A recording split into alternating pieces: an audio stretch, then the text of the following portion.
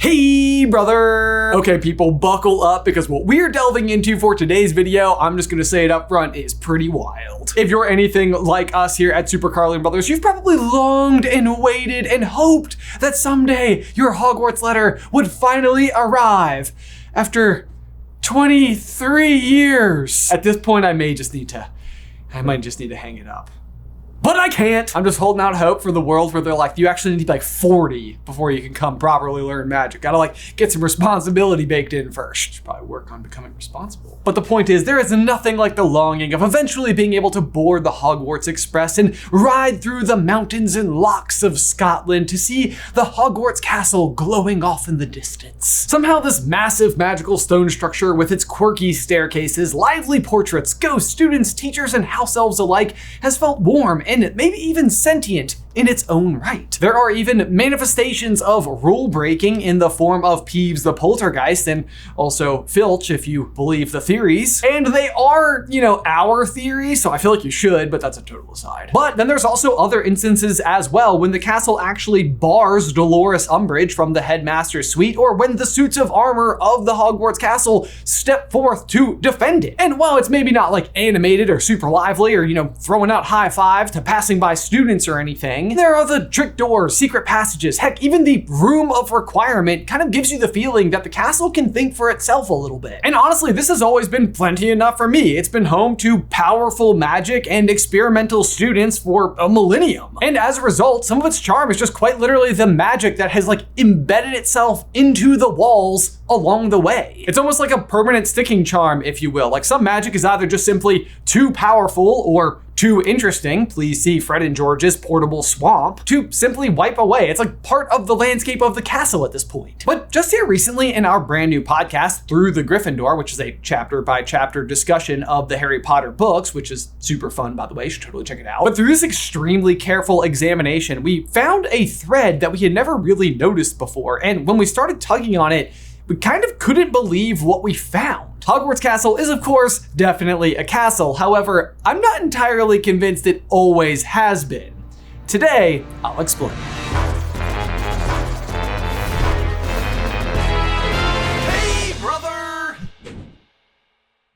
Okay, so in case you guys are unfamiliar, there is shockingly limited amounts of information about the founders of Hogwarts School of Witchcraft and Wizardry, but surprisingly even less about how or when the school was actually constructed. From a deep Pottermore archive post, we get the following bit of explanation. It's a popular wizarding theory that Rowena Ravenclaw came up with the name of Hogwarts after dreaming of a warty hog that led her to a cliff by a lake. It's unknown, however, whether this is actually true. A warty hog, not a warthog. Okay, why not? I'll try not to assume too much in general, but you may be inclined to agree with the sentiment that this is lacking in some necessary specifics. Guys, I just had a crazy dream about a pig. Who's up for building a castle? Godric, I see you there. You're interested. Otherwise, we also know that Hogwarts Castle is protected by a multitude of different enchantments to protect the occupants inside. For example, we know that apparition in or out of the castle is not possible or permitted. This basically prevents students from either intentionally or unintentionally leaving the castle, and also prevents any unwanted visitors from arriving at the castle. On the flip side of things, though, there's also enchantments in place to prevent the non-magical population of the area from stumbling across the castle by accident, which takes the form of massive disillusionment charms that would warn any unexpected visitors of danger ahead. And even if they did continue forward, what they would find is not the castle itself, but what they would see is moldering ruins. The castle, otherwise we know, is located somewhere deep in the heart of Scotland, surrounded by mountains, and is of course adjacent to the giant squid occupied Black Lake. And again, I've never really found myself terribly fussed about any of these bits of information. As far as I was concerned, it's just far enough away, remote enough that really nobody unexpected is ever just going to show up by mistake. But as I mentioned before, we have found a new threat, something we've never really given much attention to before, and it starts to bring this entire conversation into much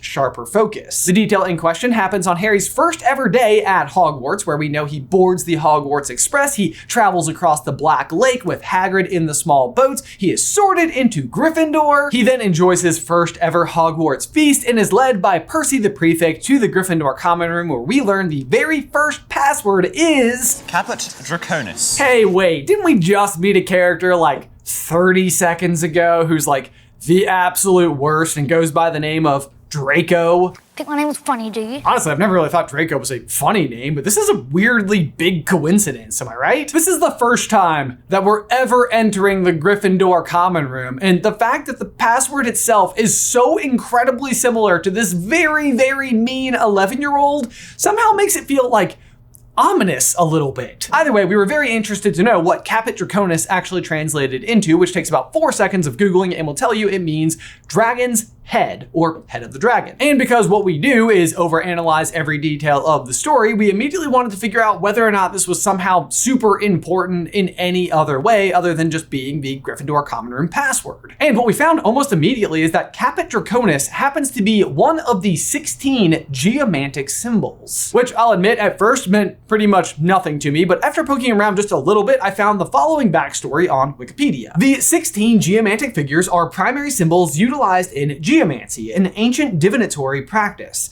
Each figure consists of 4 lines representing the classical elements and can be interpreted through various methods and questions. And what really blew my mind about this particular discovery is that inside of these 16 geomantic symbols are a few other terms that you've almost certainly heard of before. Obviously, we have the one that led us there in the first place, Caput Draconis, which means head of the dragon and is of course the Gryffindor common room password, along with Fortuna Major, which serves the same role as a Gryffindor common room password. Fortuna Major.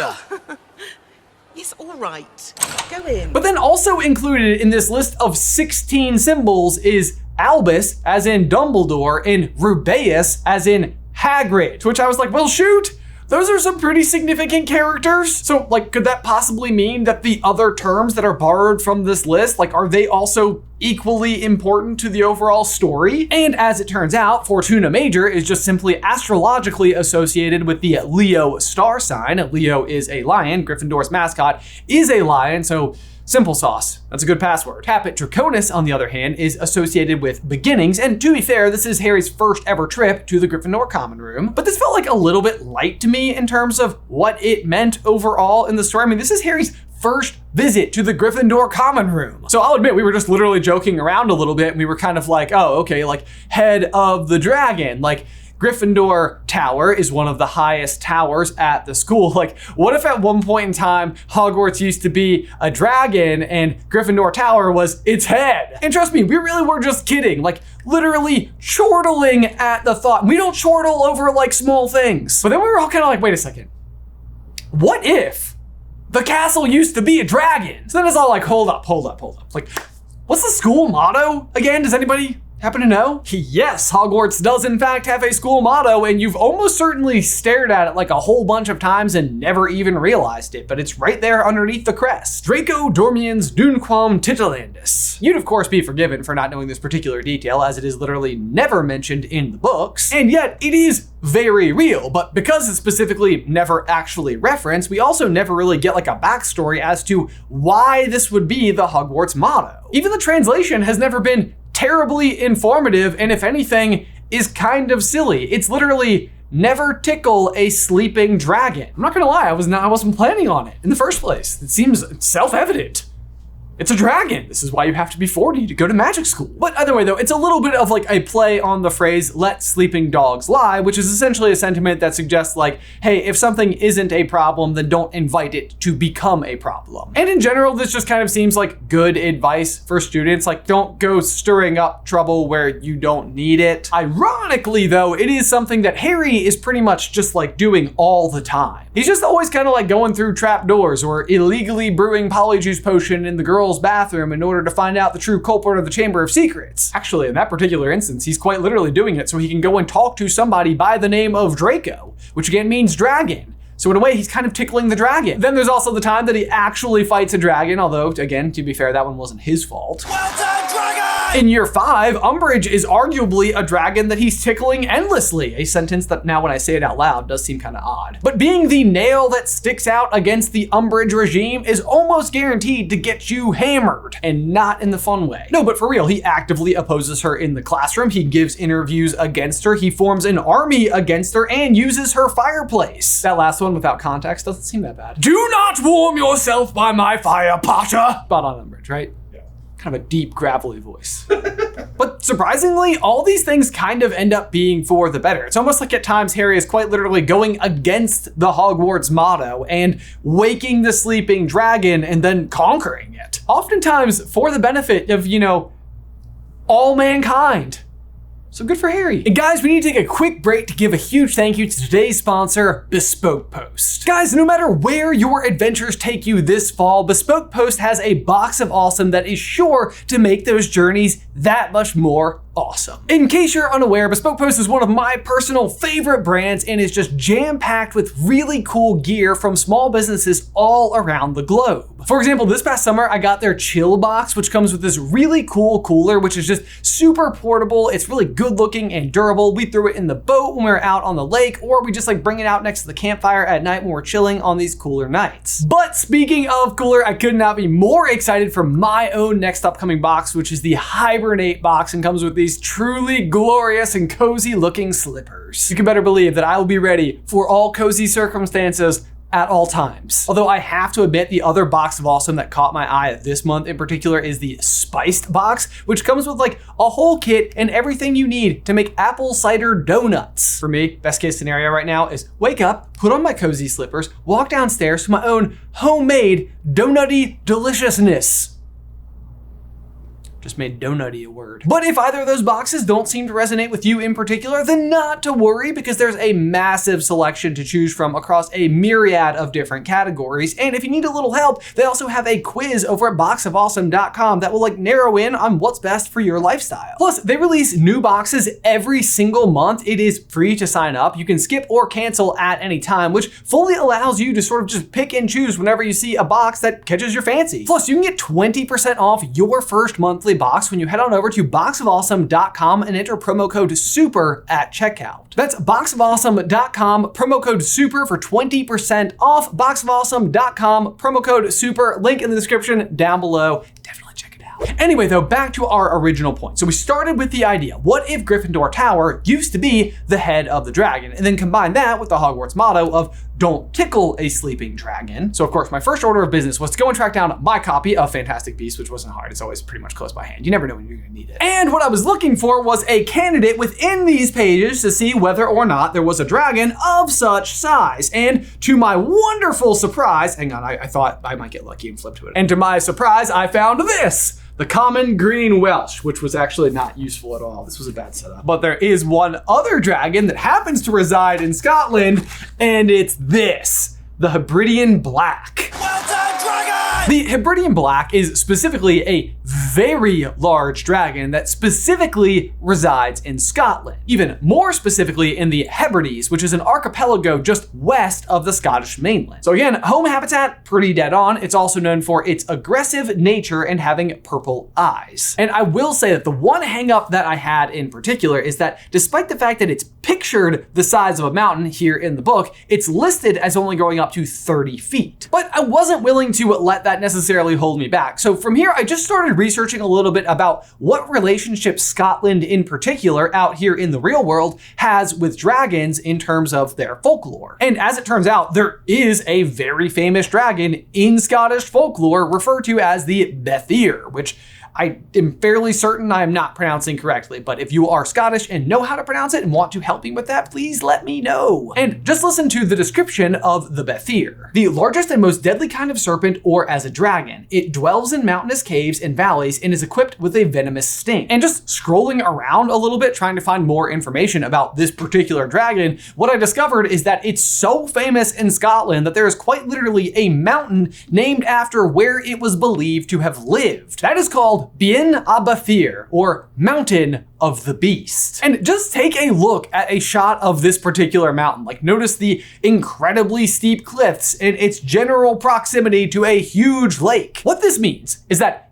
in Scotland, where we know Hogwarts to reside, there happens to be, in Scottish folklore, a gigantic dragon that is supposedly residing within a specific mountain that fits the description of where Hogwarts Castle is. And within both the wizarding world and in Scottish folklore, there is a dragon that is described as being as large as a mountain. Now, if you're a bit of a geology nerd or a mountaineer or simply from Scotland, you might be aware of one particular detail about this idea. And that is that Bien Abathir is not part of the Hebridean mountain range and is instead located in mainland Scotland. But this actually kind of plays pretty nicely into the theory itself, because the Hiban Black is regarded as such a dangerous and volatile dragon that it requires a 100-mile radius for each individual. But the specimen in question, one of this size, is going to need even more than that. So what is it to do? It finds its own mountain very, very nearby and becomes the subject of the locals' folklore. But here's the thing. We're staring at these two photos, one of the Hiban Black and one of the mountain in question. And as we're trying to determine whether or not this theory holds weight, we started to realize these two images look incredibly similar. And if you lay the picture of the Hiban Black over Bien Abathir, you will find that they are nearly exactly the same. And it's not just the ridges on top, but also the way the head swings around and the small islands up front. At this point, I'm just honestly becoming fairly flabbergasted at the number of similarities and how well this idea is starting to fit together. So I'm just reading more about the mountain in particular, and I discovered that even locals who hike this particular mountain most commonly do so on a path called Schoolhouse Ridge. Schoolhouse Ridge? What kind of perfect fit is this? What school would otherwise ever be out here? So here's what I think happened. I think the founders discovered or were told about a massive Hebridean Black that was living deep in the heart of Scotland. And I think for these surrounding muggles, it is the same dragon that fills their folklore. The founders, either unwilling or simply unable to tame such a massive beast, at best were able to put it to sleep. And once the dragon was asleep and being some of the most powerful witches and wizards to have ever lived, transfigured the dragon into Hogwarts Castle. And also settle on the motto, "Never tickle a sleeping dragon," which now all of a sudden makes way more sense. From their perspective, never tickling a sleeping dragon was literal advice because it will wake up and kill you. But it also works nicely as a motto, for a high school, because it encourages the students to just simply not misbehave. But I also think that the real warning attached to this motto is do not attack the school, or else the school will attack back. So what it's actually saying is don't tickle a sleeping school, because that school is actually a dragon and will bite your head off. And we literally see some of this come to pass in Deathly Hallows when Voldemort attacks Hogwarts.